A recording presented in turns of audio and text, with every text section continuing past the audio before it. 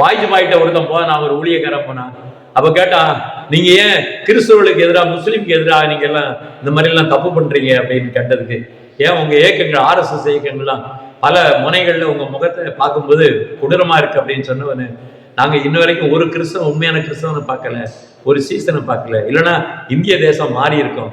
தோமா வந்தப்போ மாறுச்சு, இப்போ ஒருத்தன் கூட கிறிஸ்தவன் இல்லை, அதனால மாறல, அதனால நாங்களும் மாறல. பரிதாபம் அல்ல? அப்போ தேவனுடைய அந்த ஒருமைப்பாடு, அந்த தேர்ச்சி, அந்த பூரணம் நமக்குள்ள இல்லாதனால ஒன்று கூட செய்ய முடியாம இன்னைக்கு நிறைய எழுப்புதல்ன்றாங்க, இது வரைக்கும் ஒரு ஒன்னையும் பார்க்கல. ஆவி அக்கினின்றாங்க, அங்க ஒரு அக்கினியும் காணும், ஒன்னையும் காணும். எல்லாம் அப்படின்னா வாயிலையும் போஸ்டர்லையும் தான் இருக்குது. என்ன அன்னைக்கு அப்போஸ்தலர்களுக்கு போஸ்டர் இருந்ததா, டிவி இருந்ததா, மைக் செட் இருந்தா? அட்வர்டைஸ்மெண்ட். பரிசுத்த ஆவியானவர் தான் அட்வர்டைஸ்மெண்ட். அல்லேலூயா. இயேசுவானவருக்கு பரிசுத்த ஆவி தான் அட்வர்டைஸ்மெண்ட். அவர் அப்படியே கடற்கரை பக்கம் போறாரு, கூட்டங்கள் பெருக பெருக மலையில ஏறி நின்றாரு, அங்கிருந்து பேசுகிறார். ஆவியானோட அட்வர்டைஸ்மெண்ட் நமக்கு வேணும். அற்புதங்கள் அடையாளங்கள் அவர் தான். அது மூலமாக ஜனங்கள் தேடி அதிகாலை இருட்டோட வந்துடுறாங்க, எல்லாரும் தேடி வந்துடுறாங்க. அப்படியாக முழங்கால் முழங்க வேண்டும் என்பதாக இங்கே சொல்லப்பட்டிருக்கிறது பார்க்கிறோம். அதுல 7வது வசனம் வாசிங்க. தம்மை தாமே வெறுமையாக்கி அடிமையின் ரூபம் எடுத்து, பாருங்க, தம்மை தாமே வெறுத்தார் என்றா எதையோ ஒன்றை விட்டு வச்சுட்டு வந்திருக்காரு, எதையோ ஒன்றை சட்டையை என்ன பண்ணியிருக்காரு, கழட்டி வச்சுட்டு வந்திருக்கிறாரு, எல்லாவற்றையும் முறிந்து கொண்டு வைத்திருக்கிறார். அவர் பரலோகத்திலே அவர் தேவன் என்பதை இந்த உலகம் அறியல, வந்துதான் என்ன பண்ணாரு, மனுஷ சாயலா வந்தாரு. மனுஷ சாயலா வந்ததுனாலதான் இவங்களுக்கு அடையாளமே தெரியல, யாருன்னே தெரியல. 1 கொரிந்தியருடைய புஸ்தகம் 2வது அத்தியாயம் 8வது வசனத்தை வாசிங்க. பிரபஞ்சத்தின் பிரபுக்கள் ஒருவனும் அறியவில்லை, அறிந்தார்களானால் மகிமையின் கர்த்தரை அவர்கள் சிலுவையில் அறிந்திருக்க மாட்டார்கள். பாத்தீங்களா, அந்த தம்மைத்தாமே வெறுத்து எல்லாத்தையும் விட்டுட்டு அப்படியே மனுஷ சாயலா வந்தாரு. அதைத்தான் ஏசாயா சொல்லுகிறாரு, அவர் நாம் விரும்பப்படத்தக்க ரூபமும் இல்லை. அவர் அப்படியா பாடுகள் நிறைந்தவரா வந்தாரு, துக்கம் நிறைந்தவரா வந்தாரு. அப்பேற்பட்ட ஒரு தன்மையிலே அடிமை என்று சொல்லப்படுகிற அந்த அடிமையினுடைய தன்மையில அவர் வெளிப்பட்டபடினால இவர் மகிமையின் கர்த்தர் என்பதை அறியாம சிலுவையில அடிச்சுட்டாங்க என்பதாக நாம் பார்க்கிறோம். அன்னைக்கு சொன்னாரு, சிமியோன் சொன்னாரு, என்ன சொன்னாரு அப்படின்னு பார்த்தா, என்ன ஒரு வார்த்தையை சொல்லுகிறார், அந்த குழந்தையை கையில் எடுத்துக்கொண்டு, இயேசுவாகிய குழந்தையை கையில் எடுத்துக்கொண்டு யோசேப்பை பார்த்து, மரியாதை பார்த்து சொல்லுகிற ஒரு வார்த்தை. லூக்கா 2வது அத்தியாயம் 34வது வசனம். பின்னும் சிமியோன் அவர்களை ஆசீர்வதித்து அவருடைய தாயாகிய மரியாதை நோக்கி, இதோ அநேகருடைய இருதய சிந்தனைகள் வெளிப்படத்தக்க இஸ்ரவேலில் அநேகர்கள் விழுவதற்கு எழுவதற்கு விரோதமாய் பேச. பாத்தீங்களா, அநேகர் விழுவாங்க, அநேகர் எழுவாங்க. இன்னைக்கு விழுகிறவர்கள் யாரு, எழுகிறவர்கள் யாரு? ஆண்டவர் அதுக்காக நியமிச்சு வச்சிருக்காரு. இன்னைக்கு நிறைய பேர் என்ன பண்றாங்க, இந்த கள்ள உபதேசத்தினால என்னாச்சு, விழுகிறார்கள். யெகோவா விட்னஸ்காரங்களால விழுகிறார்கள், இஸ்லாமியர்களால விழுகிறார்கள், அநேகர்கள் விழுவார்கள் என்பதை இந்த இடத்துல நாம் பார்க்கிறோம். தானியேல் சொல்கிறார், 11வது அத்தியாயம் தானியேல் புத்தகம் 11:35 வாசிங்க. அறிவாளிகளை, இப்ப நீங்க நம்ம வேதத்துல தேர்ந்துட்டோம், நம்ம கத்துட்டோம், நம்ம நிறைய தெரிஞ்சிட்டோம், அப்புறம் இப்படி இருப்பாங்க, நிறைய பேர் இருப்பாங்க, ஆனா அவர்களும் புடப்படப்படுவார்கள். ஐயா, வேதத்தை கட்டிய நல்ல ஞானிகளா இருக்கட்டும், யாரா இருக்கட்டும், அவைகளையும் புடப்படப்படுவார்கள். அப்புறம் சுத்திகரிப்பதற்கும் வெண்மையாக்கும் போது பாருங்க, சிலரை சுத்திகரிக்கும் போது ஓடிடுவான், ஊழியத்துல கொஞ்ச நாள் இருப்பான், காணாம போயிடுவான். அவனை வெண்மையாக்கும் போது சிலர் என்ன பண்ணுவான், சிலர் விழுந்து போவான், சிலரு காணாமலே போயிடுவாங்க. அப்புறம் முடிவு வரையும் தான் இப்படி இருக்கும், குடித்த காலம் வரை இன்னும் நாள் செல்லும். அதைத்தான் ஆண்டவர் சொல்லுகிறார். ஏசப்பா மத்தியில சொல்லியிருக்கீங்க, 24 சொல்லியிருக்காரு, முடிவு வரையும் அந்த நிலைத்திருப்பவர். கடைசி சுவாசம். ஒருத்தனை போட்டு அடிக்கிறாங்க, வெட்டுறாங்க, அவன் சொல்றான், என் உயிர் போய்கிட்டு இருக்கு, என்னை ஒரேடியா கொண்டு இருப்பா, எதுக்கு என்னை இப்படி சித்திரவதை பண்றீங்க?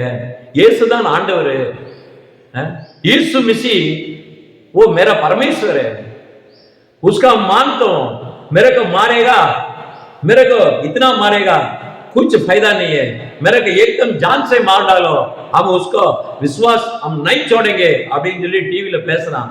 அவன் சொல்ல, என்னை உயிரோட கொன்னுரு, என்னைய கொன்னு போட்டாலும் ஒரேடியா கொன்னுரு, நான் அவரை தவிர வேற யாரையும் சொல்ல மாட்டேன், அவர் தான் தேவன், அவர் தான் கடவுள் என்று சொல்லி ஒரு யூபில ஒரு சகோதரன் சொல்லுகிறான். வெட்டிக்கிட்டு இருக்காங்க, அடிச்சுக்கிட்டு இருக்காங்க, நறுக்கிக்கிட்டே இருக்காங்க. அப்ப சொல்லிட்டு இருக்காங்க, உயிரோட வெட்டும்போது ஒரிஜினல் தங்கத்தை கழுவுனாலும் ஜொலிச்சுக்கிட்டே இருக்கும். இது தங்கம் கிடையாது. உள்ள ஆசிட்ல போட்ட உடனே என்ன ஆகுது அப்படின்னா, ரங்கு பதில்கையா கலர் போயிடும். அப்போ இவரை கொண்டு போய் ஆசிட்ல போடும்போது, உடம்பட போடும்போது நிறைய பேர் காணாம போடுறாங்க. அப்போ யார் முடிவு இந்த நிலைத்திருப்பான்? சிமியோன் சொன்னாரு, அநேகர்கள் விழுவார்கள், அநேகர்கள் எழுவார்கள். அல்லேலூயா. அப்ப புடமெடுக்கிற நேரத்துல, வெண்மையாக்குற நேரத்துல நிறைய பேர் காணாம போயிடுவாங்க. உண்மைதானே ஐயா? இந்த லிவிங்ஸ்டன் சொல்லி ஒரு நடிகர், அவன் என்ன பண்ணான் அப்படின்னு கேட்டா, இப்போ நாங்க இந்து மதத்துக்கு போயிட்டோம் கிறிஸ்டின்ல இருந்து அப்படின்னா, அவன் போயிட்டான். காரணம் என்ன? அங்க ஜாலியா இருக்கு அப்படின்னு. என்னத்த சொல்ல, இங்க ஓத்திரமா இருக்கலாம், எங்க ஆண்டவருக்குள்ள இருக்க முடியல, கிறிஸ்துவர்களா இருக்க முடியல, அதனால அங்க ஜாலியா இருக்கு, அங்க போறேன்னு அவன் கொடுத்த ஸ்டேட்மெண்ட்டை பாருங்க. இப்ப இந்த வசனம் சரியா இருக்கா? இவ்விதமாக அவர்கள் நியமிக்கப்பட்டிருக்காங்க. யாரு நியமிக்கப்பட்டிருக்காங்களோ அவன் தான் அதுக்குள்ள வருவான், யார் நியமிக்கப்படலோ அவன் வரமாட்டான் அப்படின்றது ஆண்டவர் தெளிவா சொல்லுகிறார். இந்த இடத்துல பார்க்கப்படும்போது மத்தேயுவின் புத்தகம் 24வது அத்தியாயம் 5வது வசனம். நிறைய பிரிவினைகள், நிறைய மார்க்க பேதங்கள், நிறைய சபைகள் இன்னைக்கு உலகத்துல பிரிஞ்சு கிடக்கு. இதே நம்மளை சமாளிக்க முடியல. ஆனா நிறைய பேர் என்ன அப்படின்னு கேட்டாக்க, நான் தான் கிறிஸ்துன்னு சொல்லிட்டு நிறைய பேர் எழுப்பிட்டு இருக்காங்க. ஆப்பிரிக்காவில் எழுப்பியிருக்காங்க, அமெரிக்காவில் எழுப்பியிருக்கிறாங்க, இன்னொரு சில தேசங்களில் டிவியில் காட்டுறாங்க, நான் தான் கிறிஸ்துன்னு. ஒரு விஷயம் நல்லா தெரிந்து கொள்ளுங்க, மிக முக்கியமான ஒரு அடையாளத்தை ஆண்டவர் சொல்றார். ஏனெனில் அநேகர்கள் தரித்துக் கொண்டு நானே கிறிஸ்து என்று சொல்லி அநேகரை வஞ்சிப்பார்கள். ஐ ஆம் கிறிஸ்ட். ஐ ஆம் கிறிஸ்ட்னா என்ன அர்த்தம்? ஐ ஆம் கிறிஸ்ட்னா அபிஷேகம் பண்ணப்பட்டவர். அபிஷேகம் பண்ணப்பட்டவன். இன்னைக்கு அநேகர் அபிஷேகம் பண்ணப்பட்டவங்க. கிறிஸ்ட் என்றாலே அபிஷேகம், அபிஷேகம் பண்ணப்பட்டவர்களா. இன்னைக்கு நிறைய பேர் ஒரு அபிஷேகம் பண்ணப்பட்டவர்கள் சொல்லி நிறைய இடத்துல கிளம்பிட்டாங்க. நிறைய பேர் திருக்கதர்சனம் சொல்றாங்க, நிறைய பேர் ஜனங்களை இறங்கிட்டு இருக்கிறாங்க. இன்னைக்கு நானே கிறிஸ்து என்று சொல்லி அநேகர்களை வஞ்சிப்பார்கள் என்று சொல்கிறாங்க. எதுலெல்லாம் வஞ்சனை என்பது அடுத்த பாடத்துல வரும். இந்த காரியத்தை பார்க்கிறோம். அப்புறம் ஹிப்ரு பாஷையில பார்த்தீங்கன்னா மெஷியா என்று பார்க்கிறோம். To anoint, to be anointed என்று நாம் பார்க்கிறோம். Jesus revealed the warning. Yes, இந்த நாட்களில் தேவன் எச்சரிக்கை செய்தியை கொடுக்கிறார். நாம எப்படி அப்படின்னு கேட்டா, அதைத்தான் பவுல் ரோமருடைய திருச்சபையில சொல்லுகிறார், பிரிச்சு சொல்லுகிறார். என்ன சொல்லுகிறார்னா, கிறிஸ்துவின் சபையார்னு சொல்லுகிறார். கிறிஸ்துவின் சபையார், கிறிஸ்துவின் சபையார் என்று பார்க்கப்படும்போது அந்தியோகியால அங்கே நிறைய அற்புதங்கள் அடையாளங்கள் நடக்கு. ஜனங்கள் பாக்குறாங்க, இது என்னப்பா இயேசு கிறிஸ்து மாதிரி இவங்களும் பண்றாங்க, அப்ப இவர்கள் கிறிஸ்தவர்கள் சொல்லி அவன் பேர் வைக்கிறான். அப்ப கிறிஸ்தவர்கள் என்று பெயர் வாங்கின அவர்களை பார்க்கப்படும்போது கிறிஸ்துவின் சபையார் என்று பவுலும் ரோமுடைய திருச்சபையில் அடையாளப்படுத்துகிறார். அப்போ யாரு கிறிஸ்தவர்கள், யாரு கிறிஸ்துவனுடைய சபை என்று அடையாளப்படுத்துறான்னா யார் பண்றா? பவுல் தான் பண்ணுகிறாரு. இன்னைக்கு இப்படியாக கிறிஸ்துவின் சபை அப்படின்னு பார்க்கப்படும்போது, சபை என்கிறது அப்படின்னு என்ன பண்ணுவது, எக்லீசியா என்று நாம் பார்க்கிறோம். எக்லீசியா என்று பார்க்கப்படும்போது அது பாடி ஆஃப் கிரைஸ்ட், இயேசு கிறிஸ்துவினுடைய சரீரம் என்று நாம் பார்க்கிறோம். அப்போ ஒருமைப்பாட்டுகள் வந்தாச்சா? அப்ப அவர்கிட்ட இருக்குது இங்க வந்தாச்சா? அப்ப அவருடைய கிரியை வந்துருச்சா? அவருடைய ஆவி வந்துருச்சா? அவருடைய வெளிப்பாடு தரிசனம் எல்லாம் வந்தாச்சா? அப்ப கிறிஸ்துவனுடைய சபை என்கப்படும் போது the body of Christ என்று நாம் பார்க்கிறோம். கிறிஸ்துவனுடைய சரீரத்திலே எப்படிப்பட்ட ஒரு தன்மை இருந்ததோ, எப்படிப்பட்ட ஒரு வெளிப்பாடு இருந்ததோ, எப்படிப்பட்ட நடவடிக்கை இருந்ததோ, அந்த கேரக்டர், அவருடைய தன்மை நமக்குள்ளே பிரதிபலிக்க வேண்டும். இதைத்தான் அங்கே சொல்லப்பட்டிருக்குது என்பதை பார்க்கிறோம். சரி, இயேசு கிறிஸ்துக்கு இன்னொரு பேர் என்ன பேருங்க? முதலாம் மனிதனுக்கு பேர் என்ன? ஆடாம். இரண்டாவது மனிதருக்கு பேரு லாஸ்ட் ஆடம், இரண்டாவது ஆதாம் என்று சொல்வார்கள். அப்ப அந்த ஆடம் என்று பார்க்கப்படும் போது, ஆடம் என்று சொல்லப்படும் போது the humanity என்று நாம் பார்க்கிறோம். ஆடம்ஸ் என்று பார்க்கப்படும் போது the red soil, சிவப்பு மண், the ground, earth என்று நாம் பார்க்கிறோம். பூமியில இருந்து எடுக்கப்பட்டுள்ள சிவப்பு சாயலான அந்த மண்ணு, அதுக்குள்ள என்ன இருந்தது அப்படின்னா, அந்த இதுல டேம் என்று சொல்லப்படும் போது, டேம்னா என்ன அர்த்தங்க? தண்ணீரை அடைச்சு வைக்கிறது தான் டேம். அப்ப சரீரத்துக்குள்ள இந்த மண்ணுக்குள்ள தண்ணீரை அடைச்சு வச்சிருக்குது. அந்த தண்ணீரை ரத்தத்தை அடைச்சு வைக்கிறதுனாலதான் அதுக்கு பேர் ஆடம் என்று பேரு. அதனால இயேசு கிறிஸ்துவும் பிந்தின ஆதாமா வரும்போது அவருடைய சரீரத்துல விழாவில் குத்தும் போது என்ன வந்தது? தண்ணீரும் ரத்தமும் பரப்பட்டு வந்தது. அப்ப அதனாலதான் அவருக்கு 2வது ஆதாம் என்று பேரு. அப்ப அதை அடைத்து இருக்கக்கூடிய அந்த சரீரம் இப்படியாக இந்த விதமாக ஆண்டவர் 2வது ஆதாம் என்று அழைக்கப்பட்ட காரியம் அதுதான். ஃபர்ஸ்ட் ஆடாமனுடைய டெபினிஷன் கொடுத்துட்டேன், 2வது ஆடாமனுடைய டெபினிஷன் கொடுத்துட்டேன். 15:45 அந்தபடி முந்தின மனுஷனாகி ஆதாம் ஜீவாத்மானா என்று எழுதியிருக்கிறது. பிந்தின ஆதாம் உயிர்ப்பிக்கிற ஆவியானவர். ஐயா 47 முந்தின மனுஷன் பூமியில் இருந்து உண்டான மண்ணான். அப்ப ஆதாம்னா என்ன அர்த்தம்? மண்ணானவன், மண்ணாங்கட்டின்னு அர்த்தம். அப்புறம் 2வது மனுஷன் தெளிவா சொல்லிச்சு. இயேசு யார் என்பதை கிறிஸ்துவினுடைய ஏல் சொல்லுகிறது.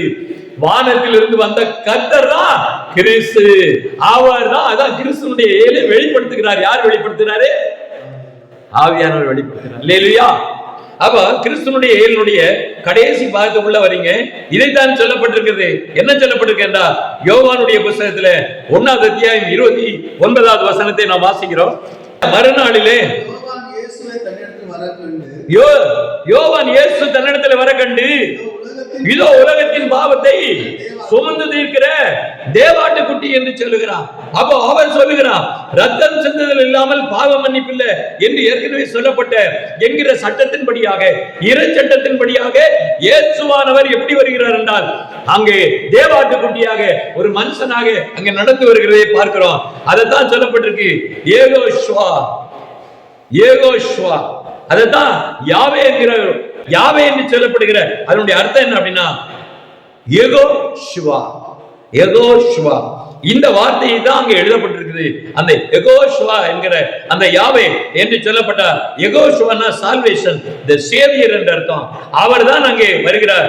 He is giving his own spiritual life on gold, on blood என்று நாம் பார்க்கிறோம்.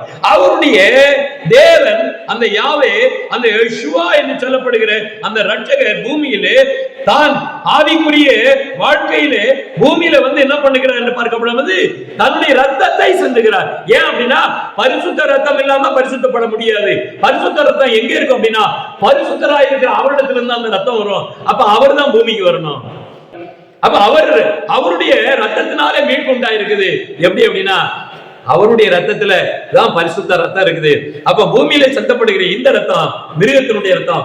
எபிரேயர் 9:16 ஏனென்றால் எங்கே மரண சாசனம் உண்டோ அங்கே அந்த சாசனத்தை எழுதினுடைய மரணம் உண்டாக வேண்டும். எப்படி எனில் மரணம் உண்டான பின்பு மரண சாசனம் உறுதிப்படும்.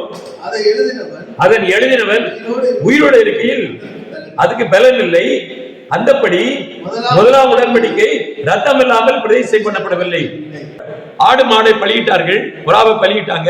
அன்னைக்கு ஏன் அந்த ரத்தத்தை அடையாளப்படுத்தினாங்க அப்படின்னு கேட்டா, அதைத்தான் நீங்க சொல்லப்பட்டிருக்கு. என்ன அப்படின்னா மரண சாசனம் எழுதப்பட்டிருக்கிறது. யாரு அப்படின்னு பார்த்தாக்க, யாரு பேர்ல எழுதப்பட்டிருக்கு, யாரு அந்த சட்டத்தை எழுதினாங்களோ அந்த மரணத்தை உறுதிப்படுத்தினாதான் அந்த சட்டம் நிறைவேறும். அந்த சட்டத்தை நிறைவேற்றுவதற்காகத்தான் இயேசுவானவர் என்ன பண்ணுகிறார்னா மரணத்தை சுமக்கிறவரா இந்த பூமிக்கு வந்தாரு. இல்லைன்னா அவர் எழுதின வார்த்தை பொய்யா போயிடும். அதான் சொல்லாரு, வானம் பூமி ஒளிந்து போனாலும் என் வார்த்தை ஒளிந்து போகாது. ஏன் அதெல்லாம் எழுதியிருக்கிறாரு? என்ன எழுதியிருக்கிறாருன்னா மரண சாசனத்தை எழுதியிருக்கிறாரு. அப்ப முதலாம் உடன்படிக்கையும் ரத்தத்துல காண்பிக்கணும், 2வது உடன்படிக்கையும் ரத்தத்தினால வெளியே காண்பிக்கணும். அதனால ஸ்பிரிச்சுவல் வாழ்க்கையிலே பூமியிலே இந்த மனுஷனா அவதரித்தாலும் அவரிடத்திலிருந்து ரத்தம் கொடுக்கப்பட வேண்டும், பரிசுத்த ரத்தம் கொடுக்கப்பட வேண்டும் என்பதாக இந்த இடத்துல பார்க்கிறோம். ஏன் ரத்தத்தை சிந்துறாங்க? இன்னைக்கு ஒருத்தன் உடம்பு சரியில்லைன்னா, ஆக்சிடென்ட் ஆச்சுன்னா எதை கொடுக்குறாங்க? பிளட் கொடுக்குறாங்க. எப்படி வந்தது? எப்படி வந்தது? ரத்தத்துல தான் உயிர். அதனால நம்ம ரத்தம் சாப்பிடலாமா? நம்ம சாப்பிடக்கூடாது. அப்போ கோழிய தலையை திருக்கிட்டு குழம்பு வைக்கலாமா? ஆட்டை தலையை திருக்கிட்டு குழம்பு வைக்கலாமா? இன்னைக்கு நிறைய பேர் கோழி கடையில போய் கோழி வாங்க போறாங்க, தலையை திருக்கி தான் போடுறாங்க. அப்ப ரத்தத்தோட சாப்பிடுறாங்கல்ல, தப்பு தானே அது? இன்னைக்கு பிரியாணி கடையில வாங்குறாங்கல்ல, எல்லாம் அப்படித்தானே பண்ண சங்கரத்தா போடுறாங்க, அலால் பண்ண போடுறாங்க. அலால் என்பது என்ன அர்த்தம்?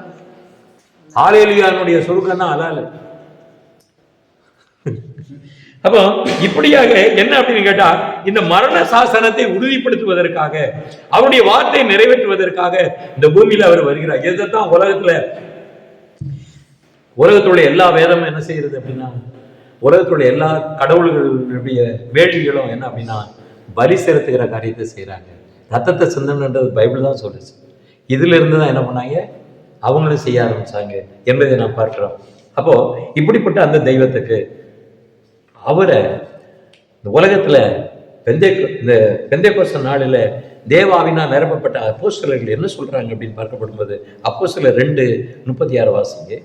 நீங்கள் சிலுவையில் அறைந்த இந்த இயேசுவை தேவன் ஆண்டவரும் கிறிஸ்துவுமாய் ஆக்கினார் என்பதை நிச்சயமாய் அறிய கடவீர்கள். இதைத்தான் அப்போஸ்தலருடைய வெளிப்பாடு, அப்போஸ்தலருடைய உபதேசம். இதை சொல்லுவதற்காகத்தான் நம்ம இருக்கிறோம். அல்லேலூயா.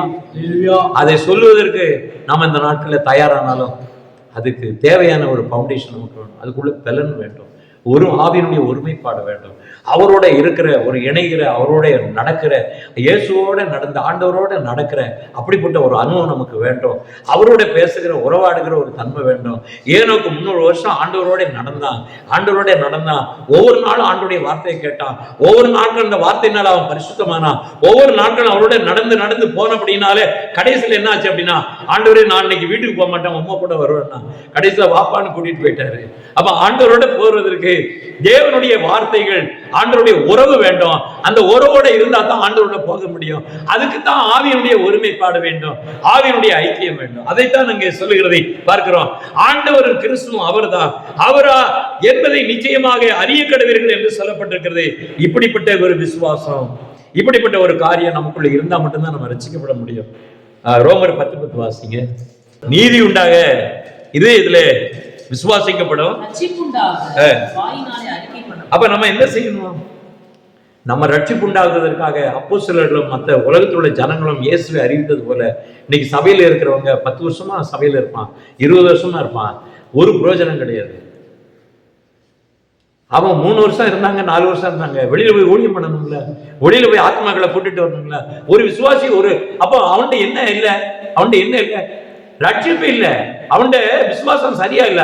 அது ரெண்டும் இருந்தது அப்படின்னா அவன் வெளியில போய் சொல்லி ஆளை கூப்பிட்டு வருவான். இயேசுவோட 3 வருஷம் அவங்க எல்லாம் ஊழியக்காரங்களா போனாங்க, சீசரானாங்க, ஊழியக்காரங்க. 3 வருஷம் ஒரு விசுவாசி இருக்கிறான்னா அவனுக்கு நம்ம தேவையான பைபிள் ஸ்டடி அவனுக்கு கொடுத்தாகணும். கடமைக்கு பேருக்கு ஒரு பக்கம் 2 பக்கம் சொல்லி கொடுக்கறது இல்ல, அவனை சீசனாக உருவாக்கணும். சீசனாக உருவாக்குன பிறகுதான் ஞானசாரமே கொடுக்கணும். சீசராக்கி ஞானசாரம் கொடுன்னு ஆண்டவர் சொன்னாரு. இங்க ஞானசாரத்தை கொடுத்துட்டு அப்புறம் சீசராக்க முயற்சி பண்றாங்க, முடியாது. அப்ப கிறிஸ்துவனுடைய இயல் எப்படி சொல்லுகிறது? அப்ப ஆவியினுடைய ஒருமைப்பாடு எல்லாவற்றிலையும் அவர்களை கொண்டு வரணும் என்பதாக இங்கே சொல்லப்பட்டிருக்குது என்பதை நாம் பார்க்கிறோம். இந்த இடத்துல பார்க்கப்பட்டபோது அறிக்கையிட வேண்டும் என்கிற ஒரு காரியம். முதல்ல உலகத்துல அறிக்கையிட்டது யாருங்க? முதல்ல இயேசு அறிக்கையிட்டது யாருங்க? யோவான் சொன்னாங்க, இதோ உலகத்தின் பாவத்தை. அதுக்கப்புறம் இன்னொருத்தர் யாரு?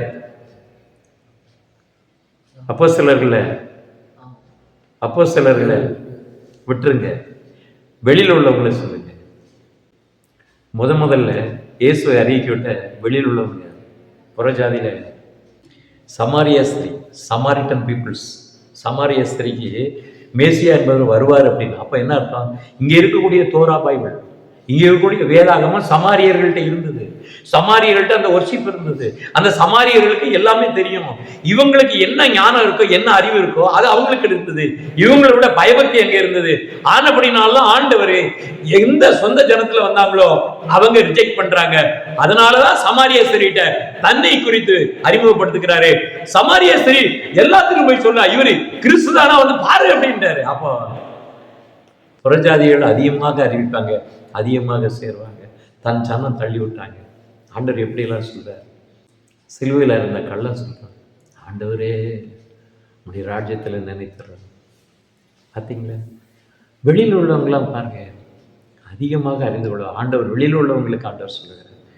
லூக்கா 23:42 இயேசுவை நோக்கி, ஆண்டவரே நீர் உம்முடைய ராஜ்யத்தில் வரும்போது. அப்ப ஆண்டவர் என்று அறிக்கை பண்ணிட்டான். உம்முடைய ராஜ்யத்துல நினைத்துறோம். அவனுக்கு அந்த அறிக்கை வந்துருச்சு, அவனுக்கு தெரிஞ்சு போச்சு இவர்தான் அவர் என்று சொல்லப்பட்டிருக்கிறது என்பதை நான் பார்க்கிறோம். ஆனா அதுக்கப்புறம் பாருங்க, அதுக்கப்புறம் அவன் அறிக்கை செய்த பிறகு, அவர் மரணம் அடைந்த பிறகு யாரெல்லாம் அறிக்கை செய்யறான்? 23:47 நூற்றுக்கு அதிபதி சம்பவிப்பதை கண்டு மெய்யாவே இந்த மனுஷன் நீதிபதியாக இருந்தார் என்று சொல்லி தேவனை மகிமைப்படுத்தினான். பார்த்தீங்களா? அதுக்கப்புறம் பாருங்க, ஜனங்கள் எல்லாரும் அந்த நேரத்துல சொல்லப்பட்டிருக்கு, ஆண்டவர் சொல்றாரு, இவங்க நிறைய பேர் எனக்காக துக்கித்து அழுவார்கள். ஒரு தலைப்புல இறந்ததுக்காக எப்படி துக்கித்து அழுவாங்களோ அது மாதிரி அழுவாங்கன்னு சொன்னாரு. அது மாதிரி அழுதாங்களா இல்லையா? 23:27 வாசிங்க. ஜனங்கள் எல்லாம் பார்த்தீங்கன்னாக்க கதறி கதறி அழுகிற ஒரு காரியம் நடந்தது. இதுக்கு அடுத்து நிறைய காரியங்கள் இருக்கிறது. நிறைய இடத்துல நம்ம பார்க்குறோம், கதறி அழுதார்கள் என்கிற வசனங்கள் நிறைய இருக்கிறது. அவருக்காக அநேகர்கள் அழுவாங்க அப்படின்னு சொல்லப்பட்டிருக்கு. ஆண்டவர் சொல்றாரு, எனக்காக நீங்க அழாதீங்கப்பா, உங்களுக்காக உங்கள் பிள்ளைகளுக்காக அழுங்கப்பான்னாரு. இன்னைக்கு பார்த்தா குட்பிரேடை வந்துருச்சுனாக்க, ஐயோ ஆண்டவரே, ஐயோ ஐயோ அடிச்சுட்டாங்களே, சிலுவையில போட்டுட்டாங்க, ஐயோ ஐயோ. எங்க இருந்து உருப்படும்? உனக்காக நீ அழுப்பா, உன் பிள்ளைகளுக்காக அழுகன்னு சொல்லி கொடுத்தா, இவன் அன்னைக்கு குட்பிரேட் அன்னைக்கெல்லாம் பார்த்தாக்க இயேசுவே அடிச்சிட்டாங்களே. என்னத்தை சொல்ல? ஆண்டவர் சொல்லுகிறார், சகல ஜனத்திற்கும் ஆண்டவர் சொல்கிறார், தேவன் நீதிபரர் என்று சொல்கிற ஒரு காரியத்தை உலகம் முழுவதும் அந்த நாட்களிலே புறஜாதிகள் எல்லாரும் அதை பார்க்க வந்த ஜனங்களாம் கதறி அழுதார்களே. என் ஆசாரியன் அறிவை காக்க வேண்டும். வேதத்தை அவனுடைய வாயில தேடுவார்கள். அவன் வாயில வேதம் இல்லை அப்படின்னா அநேகர்கள் என்ன பண்ணுவாங்க, இடறி போவார்கள். ஐ எம் அல்பா என்று கிரேக்க பாஷையில் பார்க்கணும். அல்ஃபு என்கிறது எப்ரேய பாஷை. இப்போ அல்ஃபு என்கிற அந்த பிகினிங் என்று சொல்லப்படும்போது ஜெனசிஸ் என்று நாம் பார்க்கிறோம். அதுதான் பெர்ஷித் என்று சொல்லப்படுகிறோம். இந்த பெர்ஷித்தினுடைய பிரிவுகளை நம்ம பின்னால் பார்ப்போம்.